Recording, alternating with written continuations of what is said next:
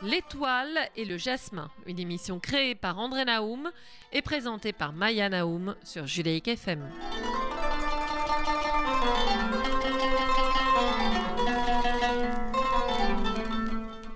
Bonsoir. Alors une jeune fille fait un malaise dans le métro. Un jeune homme se précipite et lui fait un massage cardiaque, il lui sauve la vie.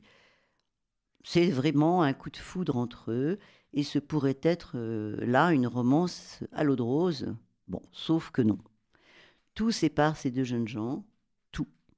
Il est juif orthodoxe, étudiant dans une yeshiva parisienne et fils de rabbin. Elle est goy, de famille athée d'ailleurs. Ce Roméo et Juliette vont-ils pouvoir s'aimer? C'est ce que nous raconte Gilles Uzan dans son livre Isaac et Lola. Bonsoir. Bonsoir Maya. Alors Gilles, vous êtes médecin psychiatre? Oui, tout à fait. Je suis donc psychiatre, addictologue, oui. expert judiciaire près de la cour d'appel d'Amiens. Alors tout ça fait que vous écrivez, j'ai vu que vous écriviez des livres très très très sérieux autour de tout ça. Pourquoi cette histoire? Cette histoire, en fait, part de mon expérience au niveau, donc, effectivement, de mes patients, puisque j'ai beaucoup de patients qui ont été confrontés à ce problème de mariage mixte, parce que toute cette histoire, en fait, soulève le problème du mariage mixte et de la conversion. Pas seulement dans notre communauté, mais aussi dans notre société en général. Et ça entraîne, justement, automatiquement des conséquences très compliquées au niveau des familles, avec des troubles psychosociaux qui peuvent apparaître justement chez ces personnes qui sont confrontées à ce mariage mixte. Et à partir de là, donc, j'ai décidé de créer cette histoire, d'imaginer cette histoire. Ça, c'est pour la raison professionnelle. La raison communautaire, c'est que je fréquente depuis des années la synagogue des Tournelles. Et à la synagogue des Tournelles, c'est le rabbin Marciano, qui est donc notre rabbin, et qui s'occupe des conversions. Du coup, nous avons plusieurs candidats et candidates à la conversion qui viennent le Shabbat, et avec qui j'ai abordé un petit peu leur biographie, leur parcours. Et donc tout ça, ça m'a donné vraiment l'idée d'écrire ce roman. Alors votre roman, Isaac et Lola, j'ai été un peu troublée parce que il va raconter cette conversion dont on va reparler. Mais ce qui m'a troublée, c'est que j'ai pas compris où était la fiction et où était le roman et où était le réel, dans la mesure où vous donnez des dates, des précisions formidables sur les lieux, sur les gens. On rencontre le rabbin Liché, par exemple, qui a existé puisqu'il m'a mariée. Voilà. Donc c'est très très étrange. On rencontre des vrais gens, on rencontre des vrais lieux. Vous êtes très très précis. Mais alors, ce sont deux personnages de fiction. Comment vous avez fait? Alors il y a une part autobiographique. Ah. Voilà. Alors, allez cracher la Valda. Je voulais cracher ma Valda. Je vous ai dit que Cliché m'avait marié. Non, mais tout à fait. Donc, il y a une part autobiographique. Il faut savoir qu'effectivement, donc, en 2004, donc, je suis parti donc, travailler à Prémontré. J'étais donc divorcé à l'époque. Et donc dites où c'est parce que... alors, Prémontré, c'est donc un hôpital. Donc, c'est un village en Picardie, dans l'Aisne. C'est ça. Donc j'ai été travailler là-bas parce que j'avais eu donc, effectivement donc, un poste de chef de service en tant que psychiatre. Et c'était la première fois que je me retrouvais confronté donc, à un lieu où il n'y a pratiquement pas de juifs. Oui. Voilà. Je vivais dans le 19e arrondissement, j'étais installé dans le 19e arrondissement, et d'un coup, je me retrouve parachuté, seul, confronté à des non-juifs. Et là, je m'aperçois que ces non-juifs, ils ont des choses à m'apprendre. Moi, j'étais vraiment pas proche de leur culture, à part à l'école, à part bien sûr à l'université. Mais la culture... Pourquoi vous étiez très pratiquant? Alors, j'étais au départ très, très pratiquant. J'ai tout connu, Madame Naoum, j'ai tout connu.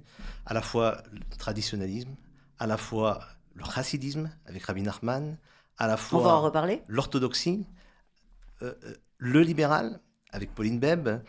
Et j'ai d'ailleurs écrit à ce sujet, puisque j'ai écrit...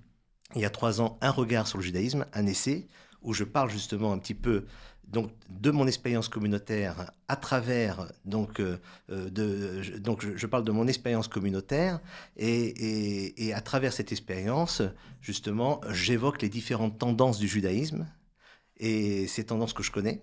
Hein. Donc vous avez été marié à une goye, si je comprends bien. Je n'ai pas été marié à une Goya, j'ai été amoureux d'une voilà, Goya. Okay. Ça s'est pas terminé comme Isaac et Lola. Okay. Hein. Bon, allez, on plaisante. Donc voilà. en fait, revenons donc à Isaac et Lola. Donc ma question qui est de mixer un peu le réel avec la fiction. Vous prenez des risques parce qu'il y a des vrais gens dedans hein, qui peuvent vous dire mais non j'étais pas là ou c'était pas moi ou tout ça. Bon c'est assez amusant comme façon de faire. Tout à fait. Alors j'ai rencontré bien sûr le Rav Rothenberg.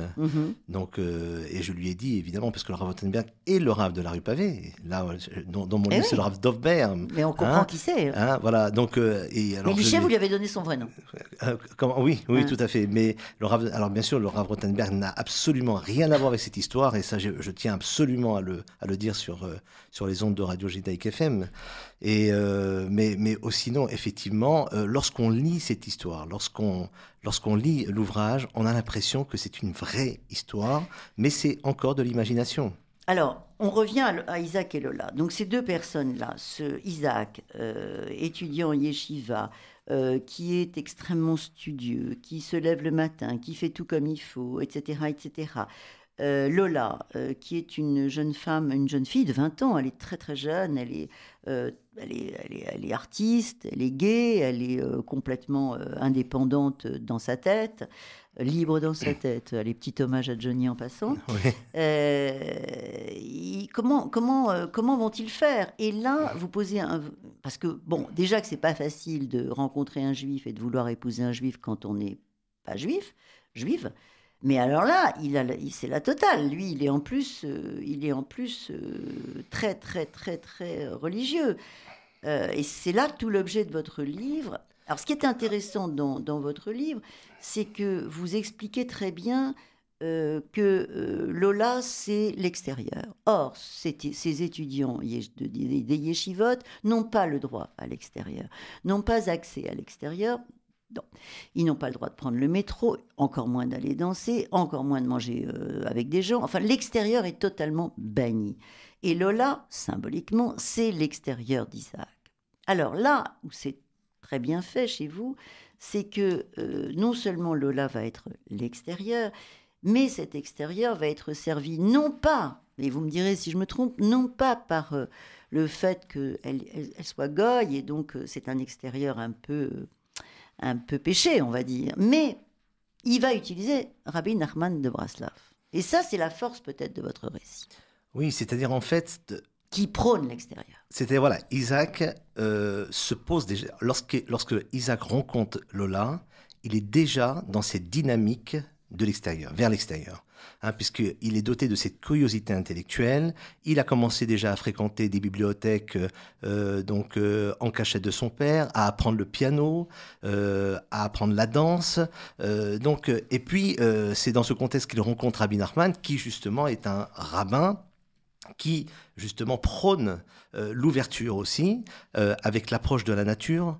Dieu est dans la nature, d'accord? Et comme je le dis dans l'ouvrage, hein, Elohim et Teva, c'est la même gematria, hein, c'est le même numérique. Hein, donc ça veut dire que Dieu et la nature, ça s'approche, ça se rapproche en tous les cas.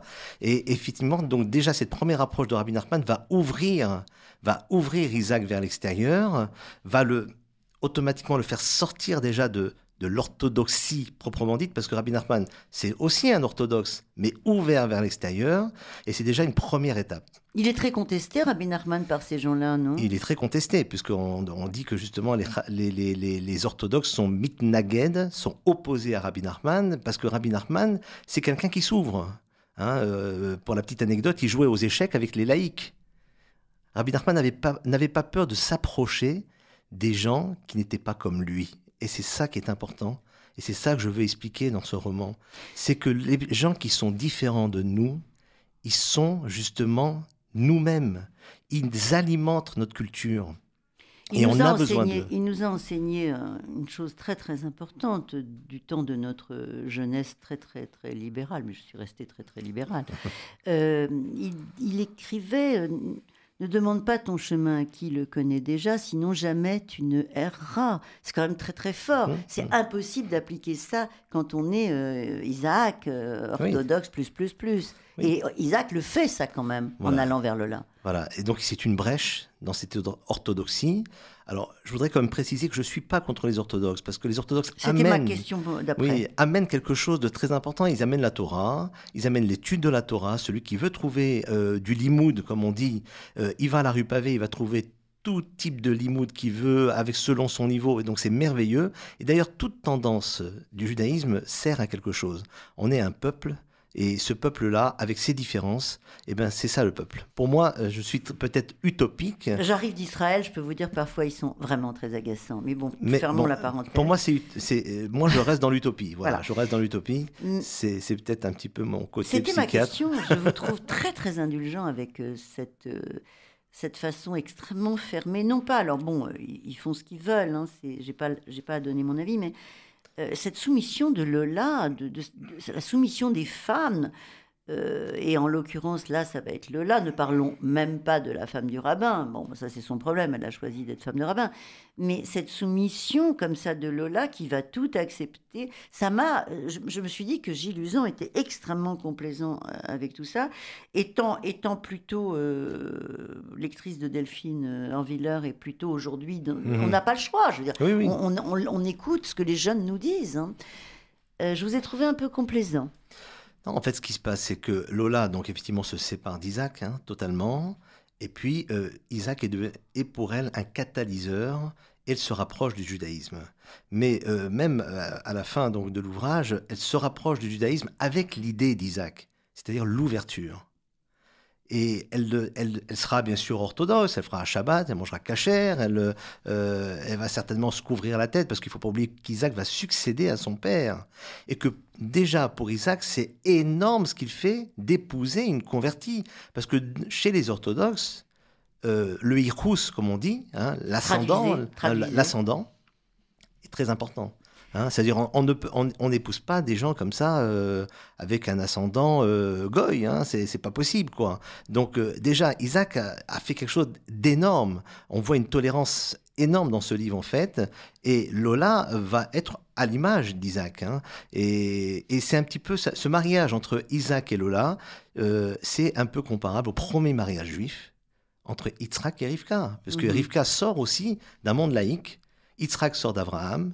Yitzhak est le premier juif de la Torah, puisque Abraham s'est converti, Sarah s'est convertie, donc ils ont eu Yitzhak, et Lola, qui représente un peu Rivka d'ailleurs, elle prendra ce prénom, d'accord. Et ben c'est ce monde d'ailleurs, et c'est ça qui est important encore une fois, c'est ce mariage entre la Torah et le monde d'ailleurs, finalement parce que la Torah elle a été créée pourquoi ? Pour vivre en société.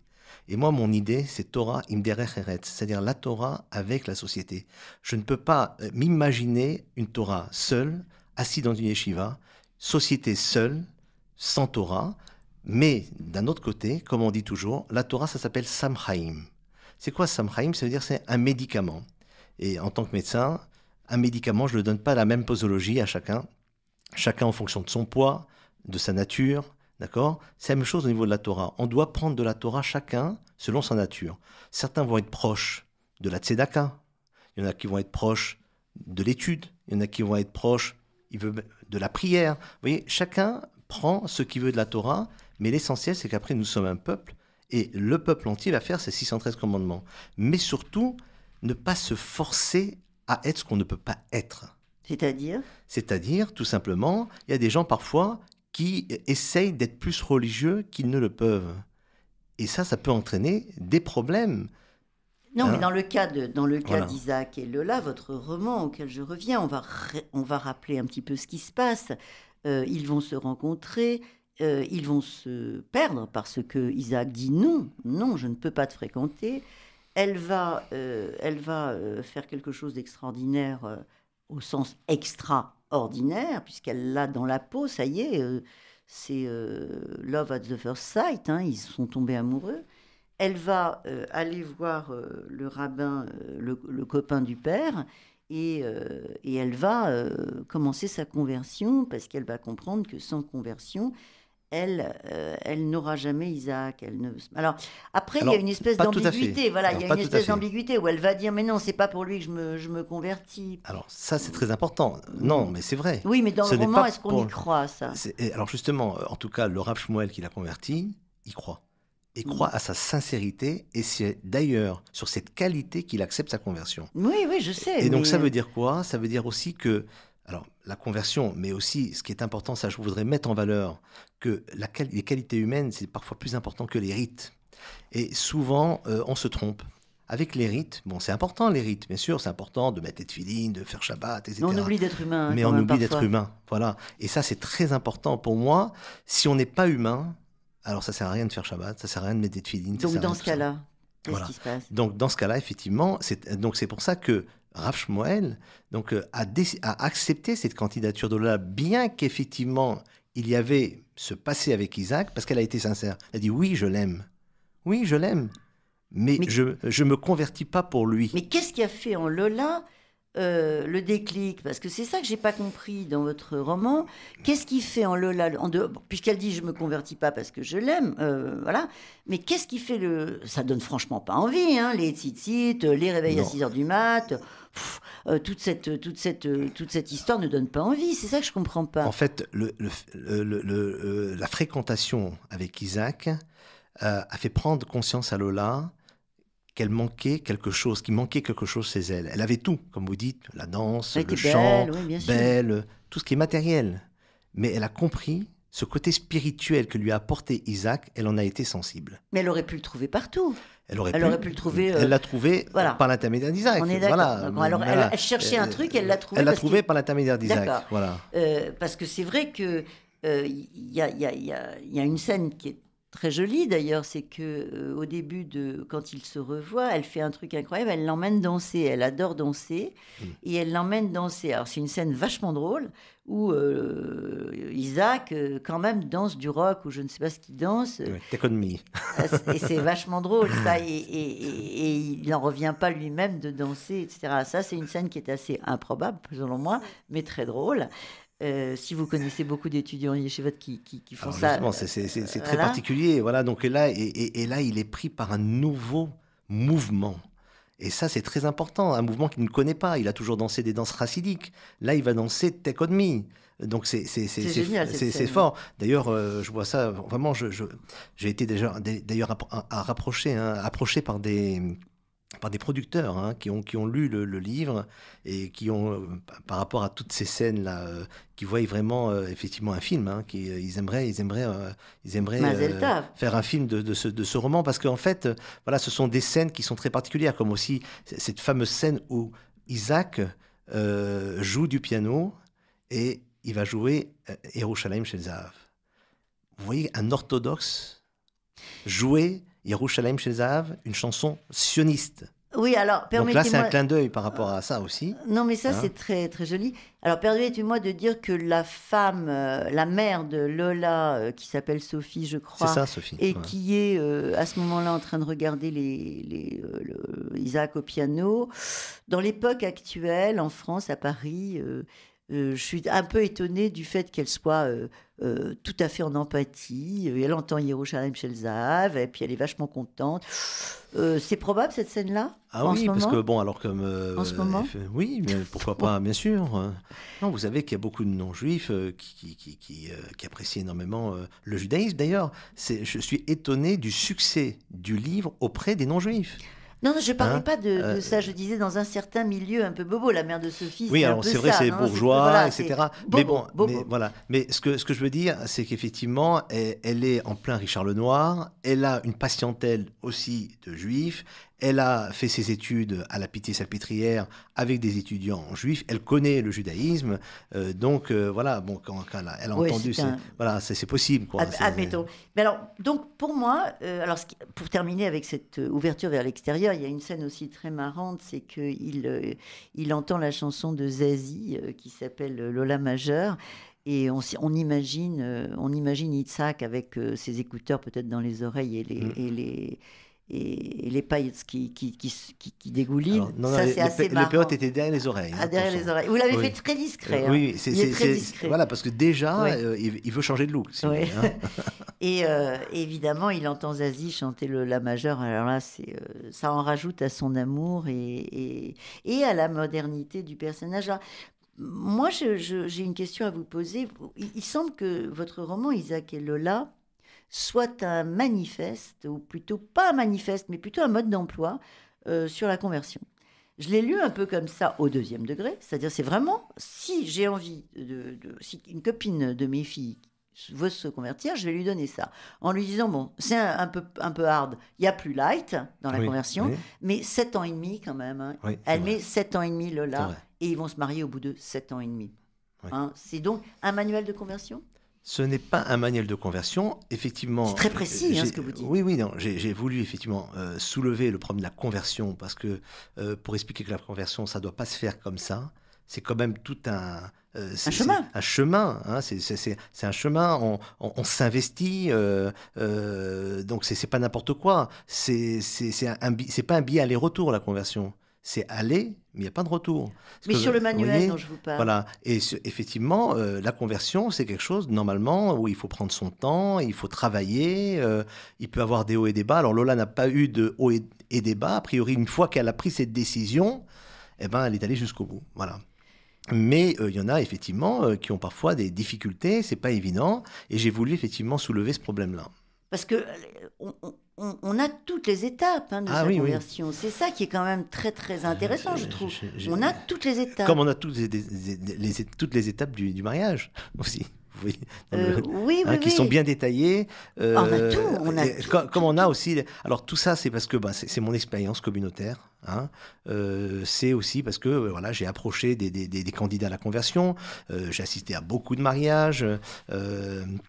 Et donc, si vous voulez, je fréquente la synagogue des Tournelles, donc tout ça, voilà, donc ça m'a permis de donner beaucoup de détails, effectivement. Oui, alors, mais je plaisante pas vraiment quand je dis que pour quelqu'un qui a envie de se convertir, tout à fait. Voilà, ce livre peut l'aider. Il y a un glossaire qui est très très bien fait, où vous expliquez absolument tout, de la Kala à la Ketouba, au Khatan, on sait tout. Donc voilà, c'est un glossaire qui est très bien fait. Et en même temps, ce regard que vous portez nous apprend quand même beaucoup de choses. Ça veut dire que vous passez... on a parlé de Rabbi Nachman. Vous dites des choses très importantes sur Rabbi Nachman qui devrait être plus connu, je trouve, par les jeunes. Tout à fait, tout à fait. Moi, je l'appelle le rabbin antidépresseur. Voilà. Hein, oui, c'est très joli. C'est très joli. Donc, effectivement, quand je dis Isaac appelle Rabbi Nachman le rabbin antidépresseur, en fait, c'est parce que c'est vrai que je m'identifie un petit peu à ce Isaac, quelque part, et j'ai été 5 fois à Ouman, donc je connais très bien la chassidut de Breslev, et j'ai étudié tous les livres de Rabbi Nachman. Mais ça se voit, et vous nous apprenez plein de choses. En plus, on apprend plein de choses, même si on n'a pas à se convertir. Ça s'appelle Isaac et Lola. C'est un roman qui est paru donc aux éditions Degley, D-E-G-L-A. qui se trouve partout, je présume. Dans toutes les librairies, juives et non juives. J'espère. Alors, bien sûr, non juives sur commande. Les librairies juives sont disponibles. C'est Franck Kodesh, donc, justement, qui distribue donc, ce livre dans toutes les librairies. Et sur les sites internet, bien sûr, les sites habituels, parfait. Amazon, etc. Et bien voilà, vous allez apprendre plein de choses, même si vous n'avez pas une conversion autour de vous. Merci beaucoup, Gilles Luzan. C'est moi qui vous remercie, Maya. Et merci à Judaïque FM aussi de me recevoir. Merci beaucoup. C'est un plaisir. À bientôt, bonsoir. Bonsoir. L'étoile et le jasmin, une émission créée par André Naoum et présentée par Maya Naoum sur Judaïque FM.